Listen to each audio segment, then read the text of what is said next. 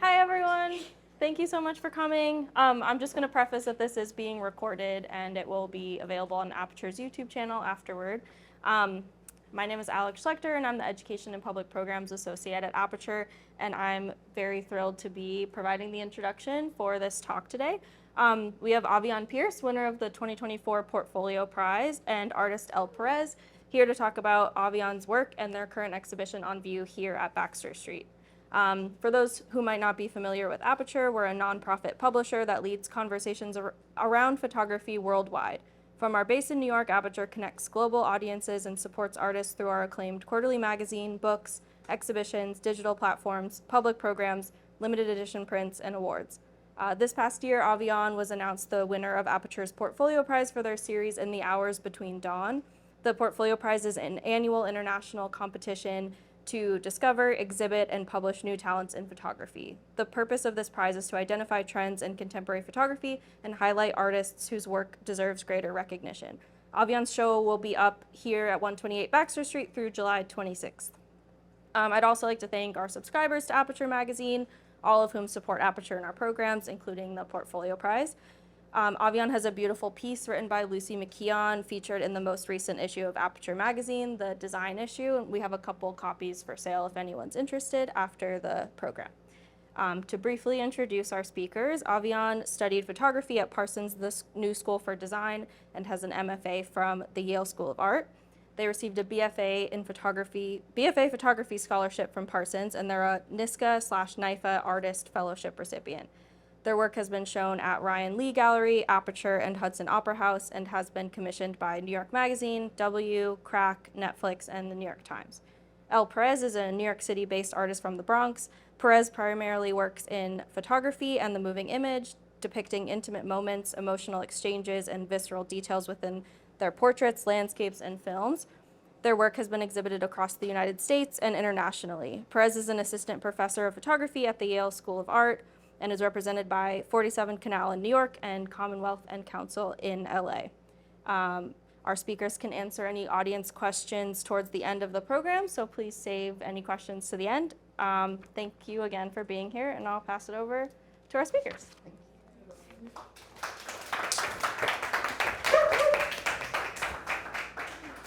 Thank you, Willie. Oh my gosh. I was like, who made that sound? And I realized it was, that's cool, that's cool. Avi, it is an honor to be sitting here with you. Congratulations on winning the Aperture Portfolio Prize and on the resulting incredible exhibition that you've put together. It felt like days, but I think it was weeks after graduating with your MFA from Yale, which is a major accomplishment in and of itself, and then to do this on top of that is phenomenal. And I think I'm just really looking forward to kind of talking more with you about like the genesis of this body of work and also kind of what it meant to like bring it together into an exhibition. And so both of us are born and raised New Yorkers. From the depths of the outer boroughs, right? So it's like it can be a different New York City experience. And so maybe a good place to start is just talking a little bit about how kind of your experience of the city has influenced this body of work, how it kind of brought you, or maybe some of the things that brought you to want to make photographs of the city and your friends and loved ones within it. I think New York is a really special place. Brooklyn is a really special place. And in my work previously, I feel that I kind of had this habit of looking at the rest of the world or like trying to create my own world outside of this place that was so familiar to me. I think I thought that maybe there was more romance in what I could imagine than in what I was seeing in my immediate environment. And so I feel like the pandemic happened and still happening. And I was taking a look around me and seeing that like a lot of my friends were sort of like trying to figure out what they were gonna do with themselves in the city. how they would make a living. A lot of them were working through like gigs and like freelance work, and everything was shut down. And I thought that it felt like the right moment to take a look at my community and this place that is so dear to me, and to use this tool that I've chosen to take a deeper look and to imagine a world and sort of like infinite possibilities within the space that I'm from and that I'm watching change, and that's sort of where I began. Yeah. Was there like a photograph that came first, like that kind of sparked this body of work? Yeah. I mean, I was making a lot of portraits of people that I've dated, and I think at some point I was locked inside, like watching a friend's dog, and the two of us were just making portraits, and you and the dog, or you and the friend and the dog? all of us. Oh. Yeah, all of us. And it was really simple. It was a departure from like anything that I'd done before. Like I really love staging things, costumes, set. Like I'm like a true like theater child, totally. and I definitely bring that into my work. And this was sort of more simple, but still felt important. It felt like I was looking at someone that I found so beautiful and so special, and also having conversations with them about not seeing representations of them in mainstream media or like how they want to be seen.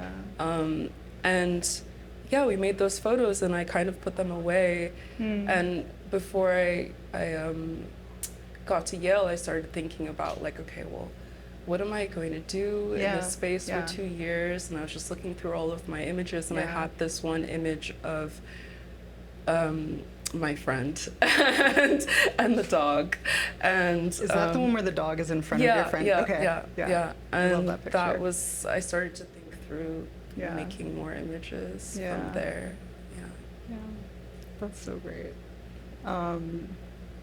I love that picture for it's not, I don't think it's in this show, but it's in the body of work, I know, and like it's this beautiful portrait where you have this dog that's a total puppy. You can tell it's like a total love that's kind of looking tough, and then you have someone like a figure right behind it, also kind of stud, looking tough, you know, and the two together have this kind of complete tenderness, which I feel like is so palpable in that image, but also in like so many of your pictures, is that kind of that tenderness and that attention, that care, even in that kind of photograph right there. Like, how does that happen for you in a picture? I guess I don't know if that's even a question or more of a statement, but it's something that I really noticed in your portraiture. And so maybe a better question is, what do you look for in a portrait that makes it yours, or that makes it something that feels like this portrait is hitting that balance of tenderness and also of revealing something, but also of obscuring something? Like, what do you look for, and what makes a picture work for you? Well, I think maybe it begins with the way that I'm working. So I'm mostly working with people I have close relationships with, or maybe a friend of a friend, or maybe we were out and I keep seeing you, and then I finally asked you to make a portrait of you, and I spend a lot of time with the people that I make portraits of.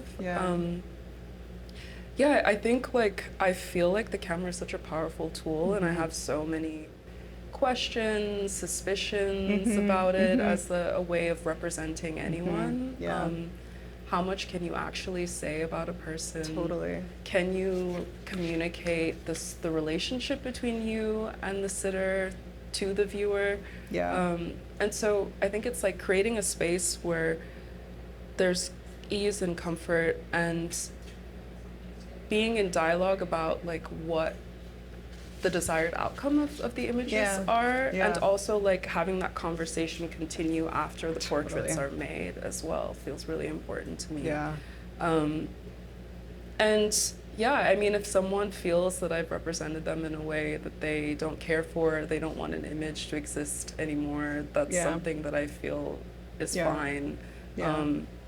Because ultimately, like, I am interested in documenting my community in a way that is sincere and true. And yeah, I think it's all about like the intention, and it feels really wonderful that that's felt. Yeah. Yeah. Yeah. What do you feel like actually something I wanted to ask before this talk, but I'm going to ask now because vulnerability is, what are these mostly large format photographs? Mostly.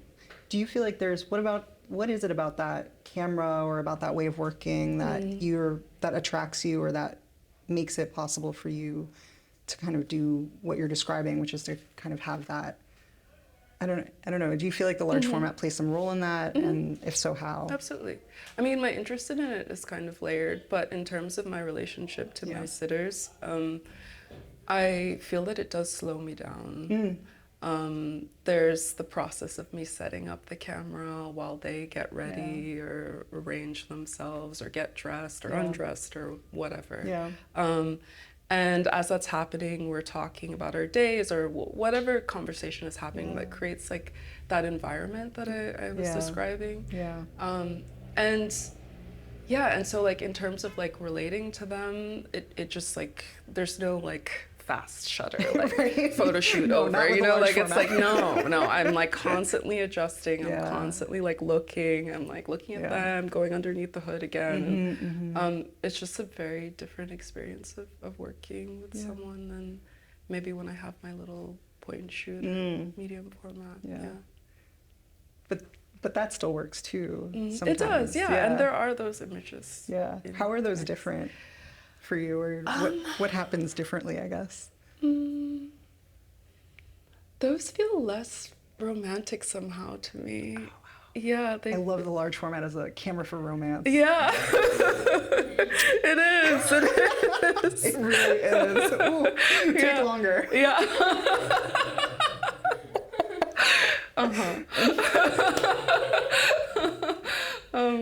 But I think that working in both ways creates a balance that, I really enjoy. And then, I mean, I think like on top of just like that relationship, like I was thinking a lot about like photographing a city itself. And the history of photography and the tools used to sort of like seduce even our country, Americans, to like want to move to a place and could like I the then, photographs of the West. Yeah.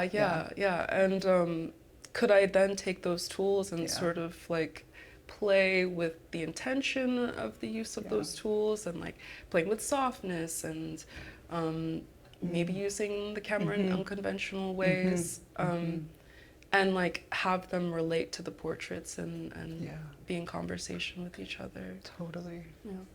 And I feel like color also is one of the tools that you use to kind of achieve that goal. And like, I remember seeing your work for the first time, and one of the things that struck me was just what felt like an absolutely unique use of color and sensibility toward color.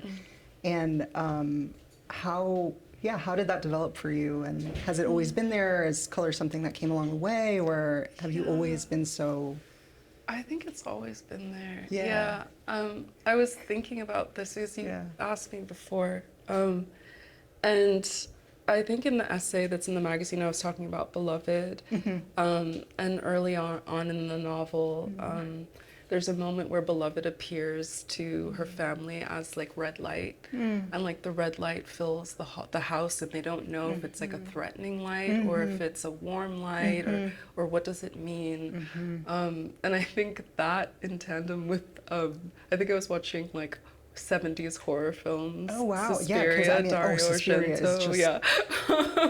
And it wasn't that I wanted to create like horrific images. It was that I was thinking about light and color as a way to like communicate this sensation, this feeling, to like trap the viewer in a moment of time, and I'm having these like interactions with my sitters, and maybe this color can make you feel the way I feel in this space, or communicate the yeah, that the things that Yeah.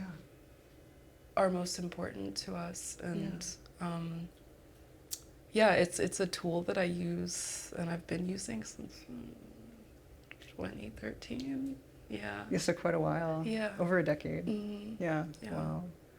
That's so cool. And it's so not right now because we're doing this talk, but normally when you walk into this gallery, you're bathed in this like really saturated pink light, which was funny. I was telling you earlier, having come to the opening, having seen the show, my memory of the light was actually just different than my experience of it coming back to it this time. When I left the exhibition last time, I remembered the light as this kind of like light baby pink that was sort of touching everything very softly. Yeah. But then when I came back, my eyes, because they were adjusted to the temperature of the light outside, when I came in, it was a hyper saturated like pink, you know, magenta. And I would love to hear more about that decision to kind of fill this exhibition space with that magenta light, and then also how you're thinking about that influencing the photographs, or how it or even the kind of somatic space, the body of the viewer, the eyes of the viewer, not just the photographs, but the also us. Well, I have to be honest. I would love to be like, that was the plan. But You can. I could have. I know. I could have. Plan. Well, the last installation of this work, which was for my thesis, I painted all the walls bright yellow. And I was thinking about color in relation to light, and I wanted the space to feel like light itself. Right. And I just felt like it really worked with the images. And I feel like walking into the space, I had this feeling, this like I was being hit with bright sunlight. And so I wanted to do that in this space, but I couldn't paint the walls. And so I begged and it didn't work. You know that sometimes the best thing is not getting what you want. Yeah, so I was like, well, what can I do? How can I make it work? How can I create the feeling in the work? And I was like, maybe if I use lights, the same lights in the work, in the space, it might feel like you're entering the work in another way. Yes. So yeah, that was what happened. And I think like it feels like the work to me. It feels like the space is then like interactive in a way. It feels like I'm wrapping the viewers in like a kind of a warm light, which I hope that my work feels like. And yeah, I mean, I think about color and auras and energy and all of these things. And I think it's really special to like make a space feel the way you want the work to feel. And so that's what happened there. That's so beautiful. I love that finding of a solution also, because I feel like that's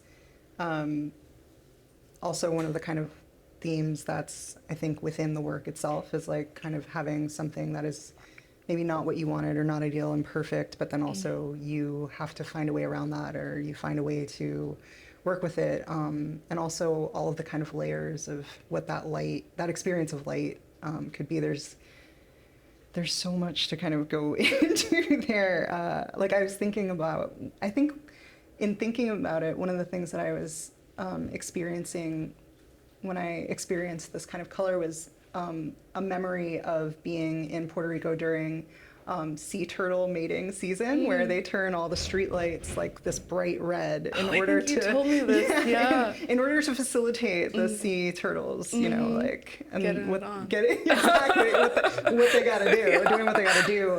All the road has this kind of color that's this intense red that can seem sort of jarring, but also is facilitating, and it's facilitating intimacy of a non-human kind. But then also how that affects your body, or how that affects kind of the alternative, like the normal ways or the normative ways that we like move through the world. Normally the street light is daylight balance, but now it's this beautiful kind of saturated color. Like, and so I felt like when I came into the space, it was doing something similar to that, where the white wall was not all, like the wall was now pink, but it wasn't all the same pink. It like gradiates as you go through the space, or you kind of have these different experiences. And it was just something that I don't think I had really had the experience of before in an exhibition, but it made perfect sense with your work, like to have that kind of experience, and in a way, like made me even feel like I was more entering the world that you have created, and almost like inside, I don't know, like the camera or inside the universe or inside the world that you're creating in these photographs. And I think like this photograph, in terms of like creating the world or bringing all of those layers of experience together, in tandem with vision, in tandem with the photographic process. Like this photograph to me, I've always been really struck by, and was wondering if you could tell us more about how you made it. Yeah. So it's a camera obscura, which means that I turned my bedroom in Crown Heights into a camera by blacking out the windows and making a little dime-sized hole. And then once I did that, the skyline outside of Crown Heights, or outside my window, was on the wall. And that's my bed and my partner at the time and our dog, you can kind of make out. And so it's a long exposure.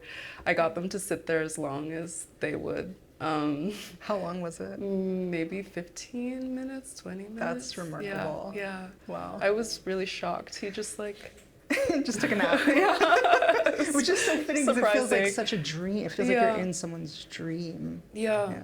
And I made a lot of work in that building. It's like an old tenement building with like mostly like West Indian families in it.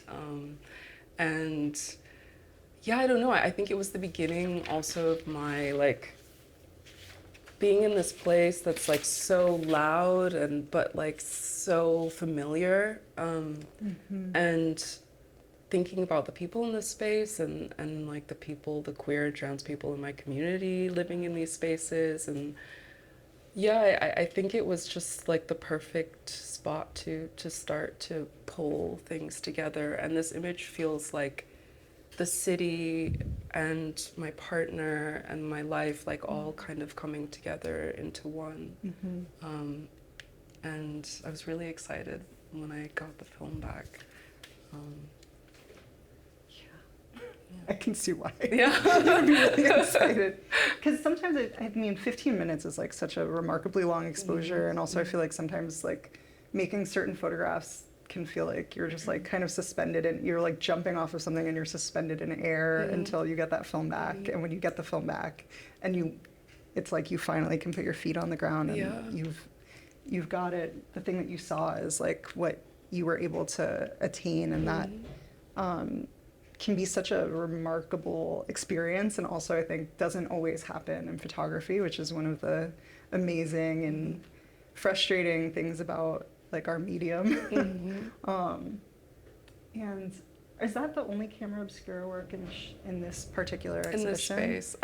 I made a self-portrait that I didn't share, To be seen. Yes. Yeah. To tuck some things little away. Teaser. Yeah. For the next exhibition. Hopefully. Or the book, you know? Yeah, looking forward to it. Can't wait for the book. Yeah. I think, like I feel like the first time I saw this, I felt like I was in this kind of dream, and that brought me to, I don't know, when I think about your work, I think about a kind of sense of imagination, because a prior body of work was actually, and maybe I'll let you describe that body of work, but imagination seems to be like one of imagining, reimagining, is crucial, like to the way that you work as an artist. And I was wondering like what is your process like in terms of building, recognizing where there might be the potential for a photograph and then taking it further? I actually do a lot of sketching, a lot of planning. I will say though that with this work, it's been, I think also within like the confines of like or within the structure of like grad school. Like I was running down to New York every weekend to make work, and then going back to Connecticut. And I couldn't really plan as much as I wanted to. Yeah. I mean, also because I started to branch out. I started photographing people who I wasn't familiar with. So then I was like, I don't know what's going to happen. Like, I remember one weekend I was coming down here and someone was like, oh, by the way, all of my friends are here right now. Like, great, do they want you and I'm like, I've photographed? got my 8x10, I've got like all my lights, and I was like, okay. All right, here we go. So like it was kind of like I couldn't predict everything. Totally. But I feel like once I kind of got into a rhythm of making the work, I started to trust that things would just like fall into place and to like be a little more flexible. Yeah. I think before I was very like, this is the shot. Right. I sketch it out, I'd plan, I'd look for the location, and this has felt more like, I would say collaborative, but I think I've been more open to sort of allowing things to happen. Yeah. And occasionally, like, I mean, I had the plan for the camera obscura. I went, I didn't know what would happen. Right. And it worked, and I was excited, and that was Yeah. great. But yeah, it's been kind of like a fluid practice of like contacting folks and just like letting things fall into place and allowing mistakes to happen, sometimes using things that are mistakes. Like a lot of play. Do you have a favorite photograph in the show? I think that one. Yeah. That's also an opportunity to like, it was an opportunity to let things happen. Yeah.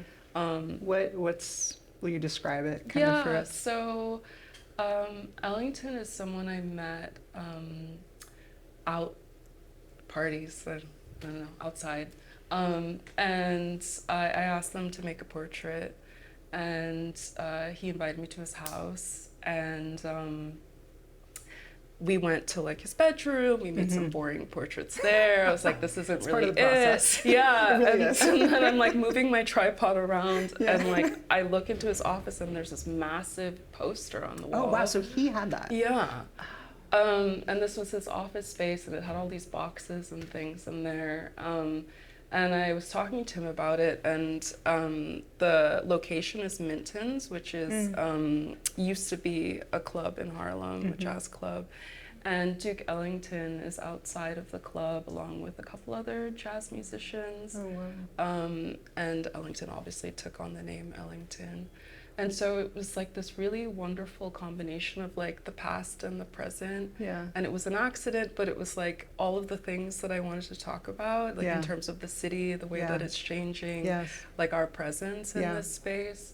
And it all just like collapsed into one again, maybe in a similar way that the camera obscura did. And I think this photograph as well. True. Which maybe is also worth describing this one. So that projection is a documentary called The Aggressives, which is from like the late 90s, early 2000s. It's seminal classic. Amazing. It's if you launched haven't many seen it, you should. minds. Yeah, but it's about masculine of center and transmasculine youth in New York, mostly POC, and their attempts to survive within the city. And it's really phenomenal. I would love to talk a little bit about the title, which is such a beautiful title. It's the title for the exhibition is "In the Hours Before Dawn," between dawn. Sorry, "In the Hours Between Dawn," which comes from Audre Lorde's poem "A Litany for Survival." And so I would love just to hear more about your relationship to Lorde's work and also why you chose this particular poem. And we also have the poem here if we would like to read some of it, which I think is actually really, I read it yesterday preparing for this talk, and it really struck me. I don't know if... Do you want me to read it? Yeah, I think maybe, would you? Yeah, sure. A Litany for Survival by Audre Lorde. For those of us who live at the shoreline, standing upon the constant edges of decision, crucial and alone. For those of us who cannot indulge the passing dreams of choice, who love in doorways coming and going, in the hours between dawns, looking inward and outward, at once before and after, seeking a now that can breed futures, like bread in our children's mouths, so their dreams will not reflect the death of ours.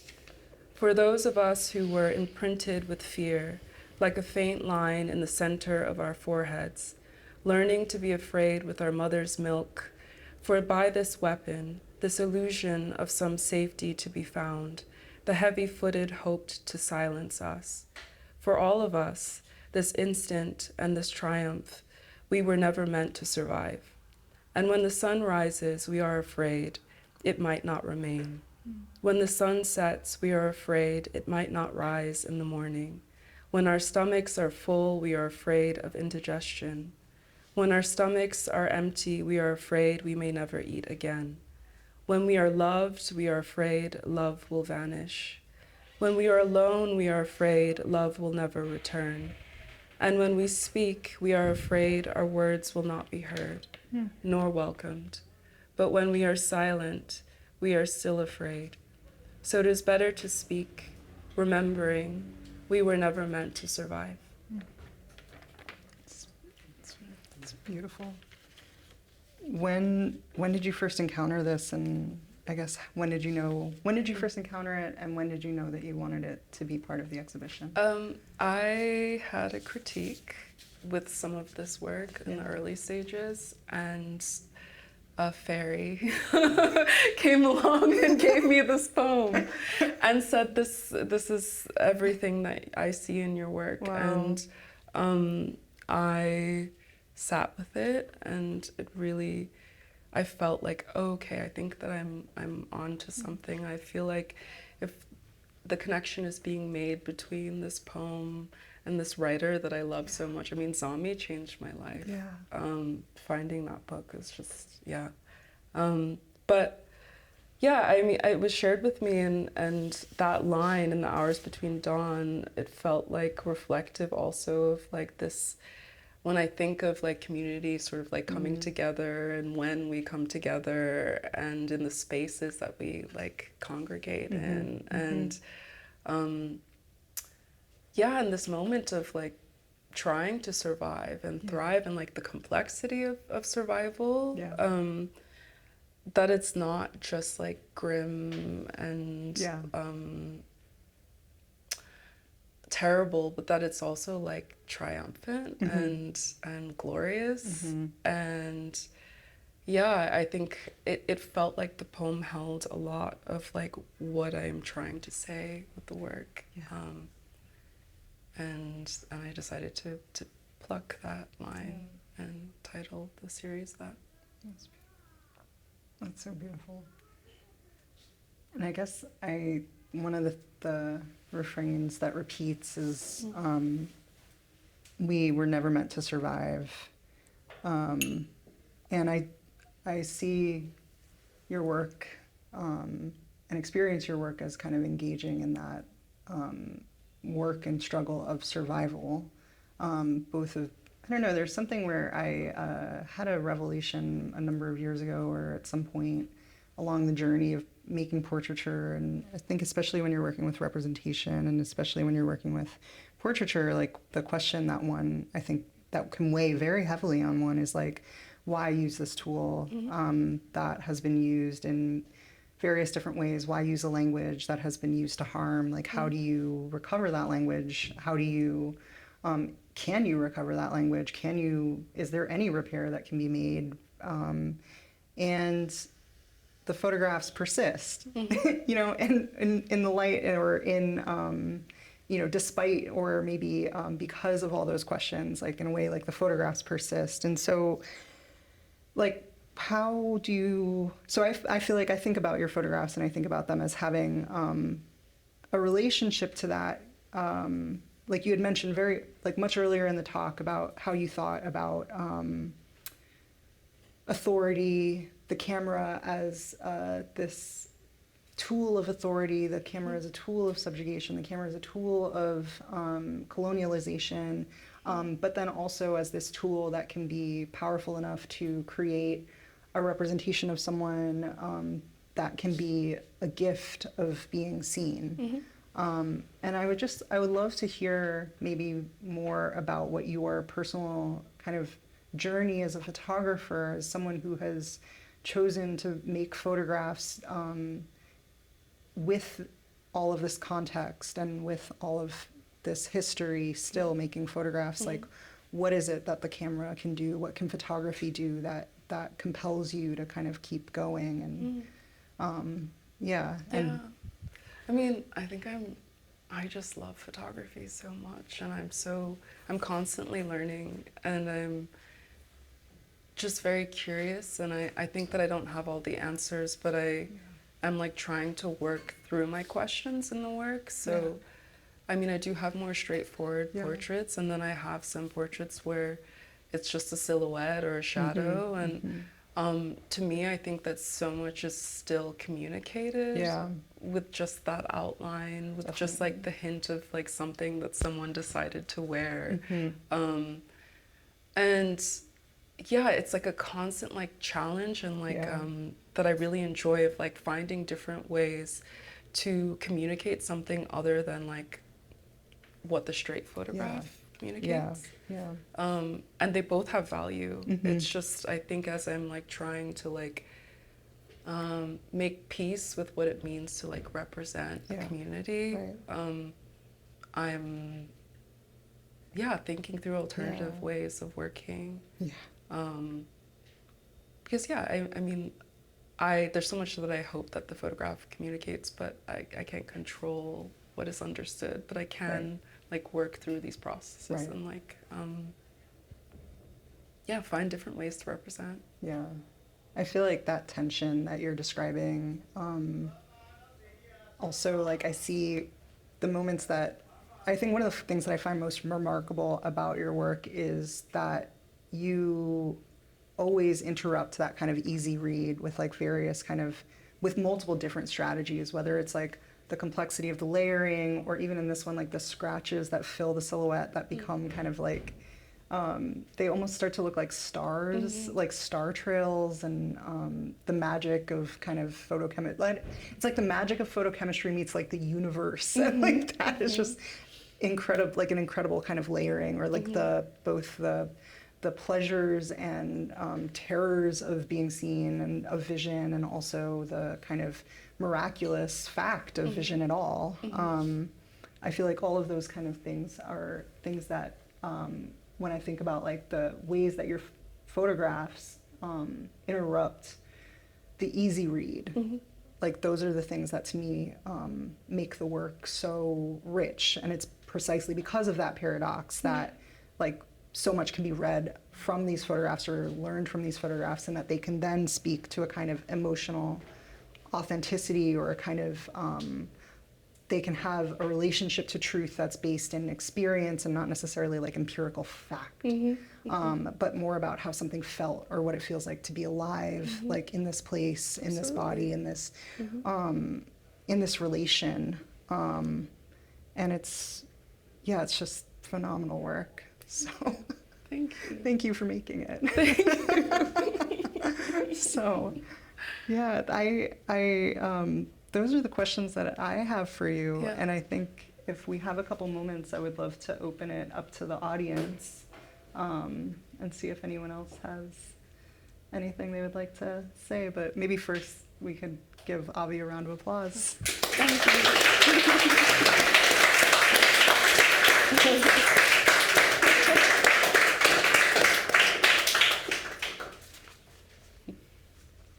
No pressure, just being recorded.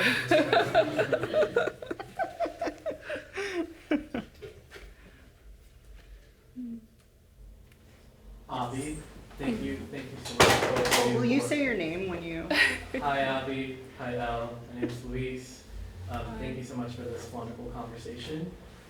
Avi, I was curious about your decision with the show and the showing, with like having images framed, images pinned to the wall, having darkroom prints, having inkjet prints. Like, what is that decision? How is that?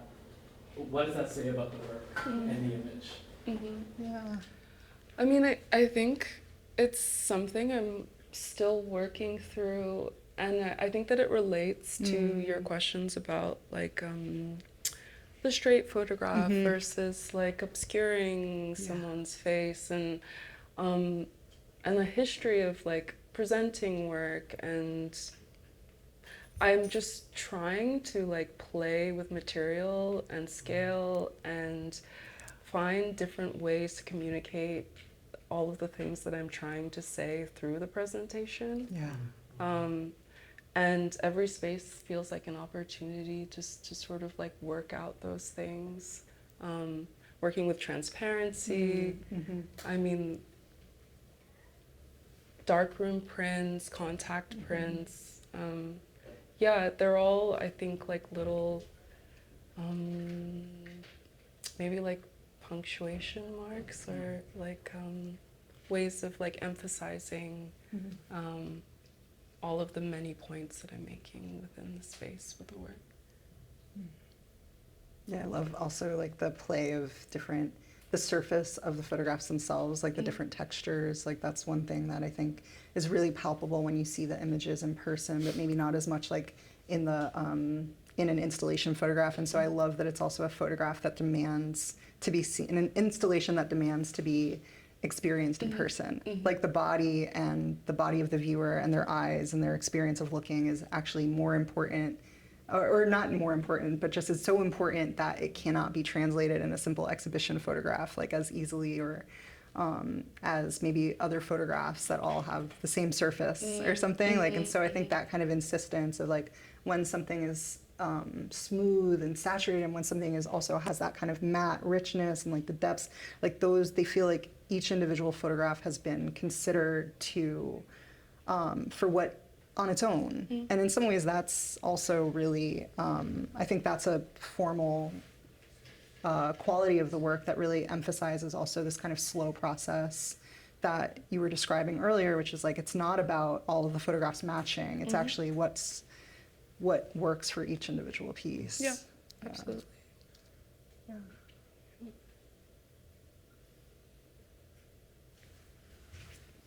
A lot of really great photographers in the room.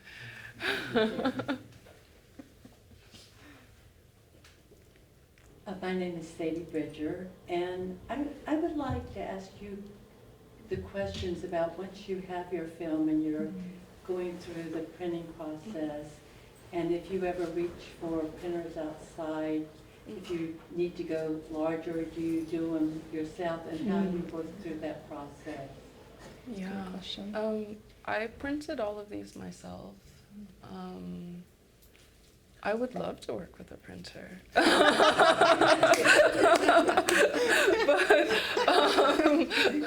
I put a lot of love into these prints. Cool. Yeah, I do my own darkroom printing and large format printing. Yeah. Maybe one last question? Yes. Hi, I'm Kelly. You were mentioning going back and forth from Connecticut and like kind of feeling like you could make work all in like one place. Like, how did you settle on your decision to go to Yale?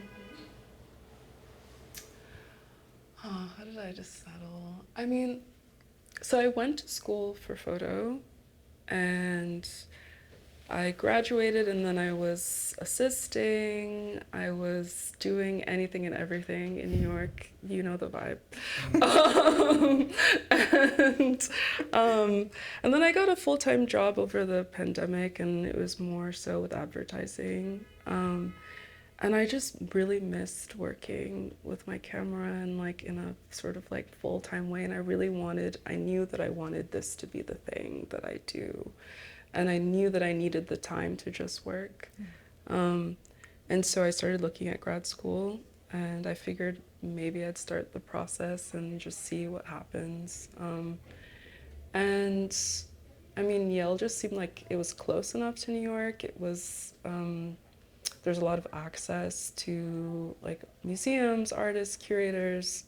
It just seemed like a great opportunity to like become a better artist and like be challenged. And that was like the beginning of that decision. Does that answer your question? Okay. Yeah. Yeah. All right, bonus round. Yeah. Okay, so as a lifetime New Yorker moving to Connecticut, Yeah.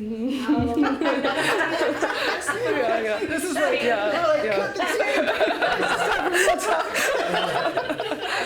someone who lived in Connecticut for 6 months, and, 6 months. and that was my personal stopping point. I'm curious how that affected your work and like whether we're like beyond just education, but also living in a new environment, how that kind of changed your perspective on your work, if it did. Yeah. You know, I think I remember at some point I was heading to my studio and I was sitting, I think I was late, and I was sitting in a Uber and I realized I could like hear myself think for the first time in like, I don't know how long, like it was quiet, like it was, and I was like, okay, actually this is the perfect space for me to just like dream and think and like, I mean, New York is amazing, but it's insane here. So I don't know, it was boring, but it was good for my work, I think. Yeah, to like have somewhere to go and just look at what I did and yeah. Yeah. Mm-hmm. Yeah, I feel like boring is one of the most underrated things that artists like can have. You know, it's like boring is actually like the best, can be the best thing at the right time because it can just hit. It gives you that sort of space to like dream and to imagine and also to be dissatisfied and also to be sort of like, you know, it lets like a lot of things come up. And I also was going back and forth when I was in school, like I was going back and forth between the Bronx and Yale, and I found like that 1 hour distance, but you know, it was only 1 hour, but it was also like psychologically like kind of far.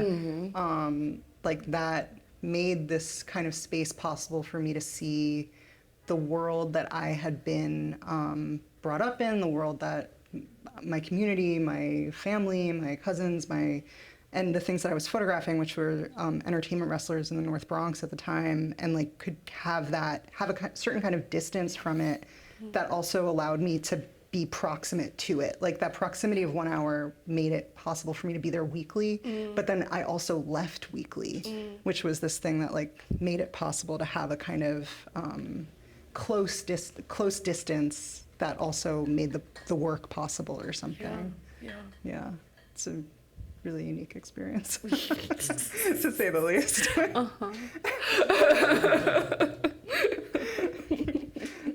Yeah. Campy. Hi, I'm Chancy. I have a question. How does it feel to have to give up some of the work for this exhibition? Because it sounds like it's a much longer body of work, and I guess I'm just in general wonder like, what's your selection process like for like certain space or scale? Great question. Yeah. I really tried to, I mean, I scale is really important for me. I would make these even bigger, honestly. I love, if I'm building this world, I love the idea of letting the viewer almost feel like they can actually step into the photos. So these are smaller than maybe I would normally show them, but yeah, I think like I was trying to pick the images that really speak to my heart and really speak to like this combination of the city and the subject, and in a small space. So I didn't want to overhang and I didn't want to crowd them. Like I feel like it was important for everything to have breathing room, to really like spend time with each image. And yeah, it was hard. It was hard to cut them down. But I did have some help from Aperture and yeah. Was that? Yeah, okay. Cool. I think we have time for one last question. Yes? Hi, I'm Georgie. I'm curious when you first started shooting with large format, Mm-hmm. how you mentioned it was like it's romantic and intimate. Has it always been like that? Like even in the learning process, was it ever like awkward, like whoever you were making photos of, or what was that? Yeah. Great question. I did take a large format class in undergrad that was really painful. My professor was really obsessed with us only photographing buildings. I was wondering, because I wonder if you had a building professor or an egg professor. Egg? Yes, because there's also a subset of the large format class where you only photograph eggs. Dawn Kim knows what I'm talking about. That's why she was laughing. Where you only photograph eggs in corners, and you have to get like the exact right. So I was like, I wonder if it was an egg or a building professor. I didn't know that you had was a building thing. professor. I had a building. That's torture. I guess the buildings weren't that bad. But yeah, so it was not smooth initially. But yeah. I don't know, I just loved it. I loved working with it. I loved, like, I can be kind of all over the place, and when I work with a larger format, it just slows me down. And yeah, it's not smooth in the beginning, but eventually kind of smooth. Was there like a moment where it clicked? Or was there like a photograph that you were like, oh, finally, this camera? Yeah, actually, Fujifilm had these 4x5 Polaroids, and I made like a whole body of work on them. RIP FP100. Oh wow, okay. Yeah. Yeah. Yeah. FP100's down too. Yeah, Damn. it's gone. But yeah, I loved the quality of like all that detail, but also some softness and like the way the colors appeared on the film, and that was exciting. I was shooting sheet film too, but I really loved. Yeah. Like that Polaroid color is just so, and it can be so influenced. It can feel like it's kind of cosmically influenced at points. Like, you know, whatever happens on this sheet, it's like, we're going to see. And then also the texture of your Polaroid back too sometimes like impacts the surface of the film. I loved it. Yeah. It makes sense like that. Yeah, I feel like you never take for granted that the photograph is also an object. And I feel like that makes sense to me so much. That was such a special experience. Yeah. I loved Polaroid 55. Oh, the like square? The type 55 that you could large format. Oh. You got a negative and you got a positive. Oh, that's what I'm talking about. Oh, okay. Yeah, So it's like FP100C. I think they made another version. Okay. This is like it was Polaroid. Oh, okay. And it was like 4x5 and they like cracked through this back, and you popped the thing, and then you kind of were like, all right, and then you had to take them home in like a Tupperware of water. so you had to kind of like, you're like on the train, like I'd be like on the train with this Tupperware of like these like type 55 negatives like floating, and then you'd have to like, I would take over like the bathroom and kind of it's just like but it's such a special experience. I think that really like transforms 4x5. It transforms large format into something that's it's a real gateway camera. Yes. Yeah. Cool. Yes. Can I ask for you to talk a little bit about what's next for you, and also like how your experience was as the Aperture Portfolio Prize? Yeah. What's next for me?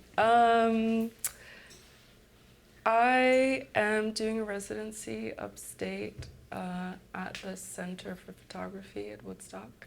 And I think I'm doing a talk there on the 22nd if anyone happens to be upstate. August. August. And after that, I'm figuring out, I think I'm coming back to New York and trying to see what it feels like to make this work while being here. Yeah.